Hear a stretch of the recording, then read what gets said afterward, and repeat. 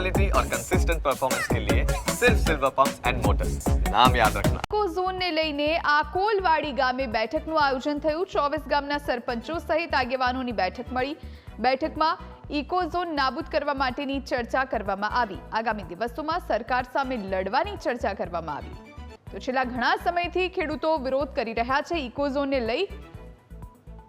24 ગામના સરપંચો સહિત આગેવાનોની બેઠક મળી હતી।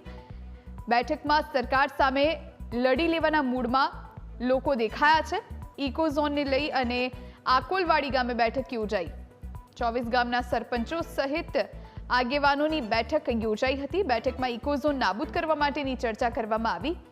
આગામી દિવસોમાં સરકાર સામે લડી લેવા ચર્ચા કરવામાં આવી હતી। આપ જોઈ રહ્યા છો મોટી સંખ્યામાં ખેડૂતો અહીં ઉપસ્થિત થયા હતા, લોકો અહીં ઉપસ્થિત થયા હતા અને બેઠકમાં તેમણે ભાગ લીધો હતો। છેલ્લા ઘણા સમયથી આ વિસ્તારમાં બેઠકોનું આયોજન થઈ રહ્યું છે। સંવાદદાતા આપણી સાથે અરવિંદ જોડાયા છે ફોન લાઈન પર। અરવિંદ, જે બેઠક મળી હતી ઇકો ઝોન નાબૂદીને લઈને શું ચર્ચા થઈ?